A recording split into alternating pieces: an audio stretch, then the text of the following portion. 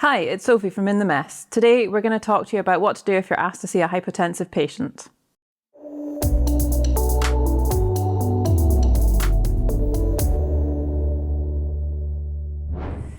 Hypotension can be due to a number of causes, so the important thing when you're asked to see this patient is to be really systematic and try and work out exactly what's going on. You want to start with an ABCDE assessment. Make sure you haven't missed any airway or breathing problems that might be contributing to the patient's hypotension and can be easily fixed. When looking at your patient's circulation, check the blood pressure and the heart rate. This can give you quite a lot of clues. If you're looking at a blood pressure drop, has this happened quite acutely over the last few minutes? Has it happened over the course of a number of hours? Or is this something that's actually been going on for a few days? Look at what the heart rate is doing in response to the blood pressure. If someone's hypotensive, you'd probably expect a tachycardia to compensate, although you might not see this if your patient is beta blocked. If someone's got a normal heart rate and a lowish blood pressure, then this might just be normal for them. However, if your patient is bradycardic, so their heart rate less than 50, that might actually be the cause of the low blood pressure. They just don't have enough cardiac output.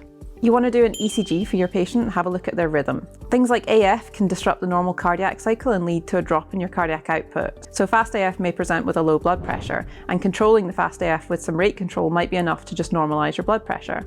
You need to have a chat with a senior about this though. You want to assess a bit of end organ function as well, so have a chat with the patient. Are they their normal selves? Do they feel a bit dizzy or lightheaded? Or are they actually totally confused? If you're not getting enough blood pressure to your brain, then your brain's not going to function normally and you might present with confusion in this situation. Some clues about the underlying cause of hypotension can be found by looking at the rest of your patient. If they look mottled in their peripheries, if their peripheries feel really cold, for example, cold feet, cold legs, cold hands, or if they've got dry mucous membranes, then it might be due to dehydration. However, you can also get this sort of peripherally shut down appearance in patients who are bleeding. So if someone's got quite a lot of pain, particularly after surgery, think about bleeding as a cause. If they've got a rash and wheezing and also a low blood pressure, consider anaphylaxis. If they're presenting with chest or neck pain or pain radiating down their arm, nausea, or they look grey and sweaty, they might be having an MI. Atypical MIs present in people who have diabetes or elderly people, particularly women. They may not present with the normal central crushing chest pain that you expect with an MI. Patients who are septic might look quite flushed, red, and they might be quite sweaty and have a high temperature as well. Do a fluid assessment and look for any signs of losses. Losses can come from all the usual sources: vomiting, diarrhea, high urine output, but also consider insensible losses.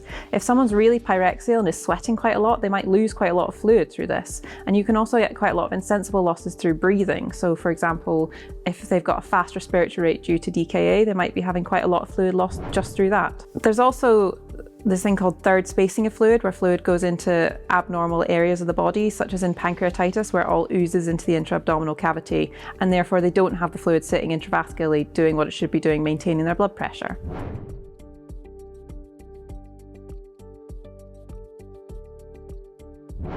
One really useful thing to do when you're assessing a patient with hypotension is consider whether a urinary catheter might be useful to monitor their urine output. You want to consider doing some blood tests. You want to look at their sodium levels, their hemoglobin levels. If you see those numbers rising, then it would point you towards dehydration. And in some extreme cases, patients can get acute kidney injuries, rising urea and creatinine as a result of dehydration. Have a look at your patient's Cardex for anything that might have precipitated the low blood pressure. For example, if you were thinking anaphylaxis, think about antibiotics that might have been given recently. Analgesics can also drop your blood pressure a little bit, so if they've been given morphine and they're now a little bit more sleepy and their blood pressure is a bit lower, this might be the reason for it. So it might be worth being more cautious with subsequent doses of analgesia. Have they actually just been started on new blood pressure medication? And if so, the dose might be slightly too high. These sometimes need to be titrated up slowly so that the patients can tolerate them. Have a look at the notes as well and see whether this is related to a recent procedure. Have they had a chest drain or a central line put in and their blood pressure has subsequently dropped? Again, you just want to go back and assess for any signs of bleeding or other acute deterioration after these procedures.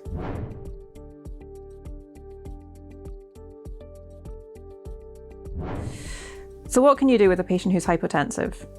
Well, you're going to take blood tests, so you might as well pop a cannula in at the same time and take the bloods off that if you can. For patients who are hypotensive, a systolic blood pressure less than 90, you probably want to give a fluid challenge. That's 250 to 500 ml of crystalloid solution, such as Hartmann's, 0.9% saline or Plasmolite, and you want to give that as a bolus as fast as possible so that it gets into their system and normalizes their blood pressure. If this doesn't work, you can give further boluses of fluid up to about 2 litres as a total volume.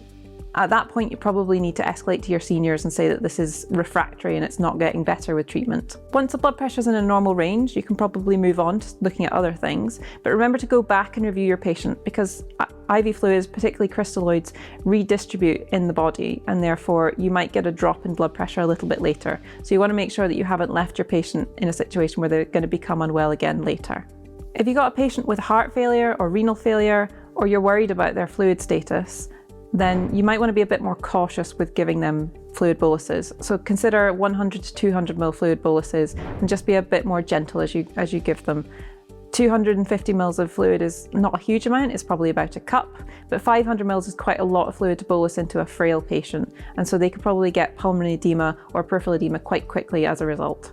Most importantly, you need to make sure that your seniors are aware that you've got a patient who is deteriorating or is unwell on the ward, and you need to try and find the cause of the situation. It's not good enough to just bolus in fluid and fix the numbers, we actually need to treat the underlying problem. Some patients have a sort of refractory picture and therefore they will not respond to fluid by themselves. This can happen if they've got pump failure from MIs or if they have got really bad sepsis. And these patients might need more advanced treatment using things like metaraminol. This should really be done in a critical care environment, and you can find out more information about this in one of our other videos. In a nutshell, if you're asked to see a patient with hypotension, do a systematic assessment, find the cause and treat it, and make sure you escalate to a senior. Make sure to like and subscribe so you never miss a thing.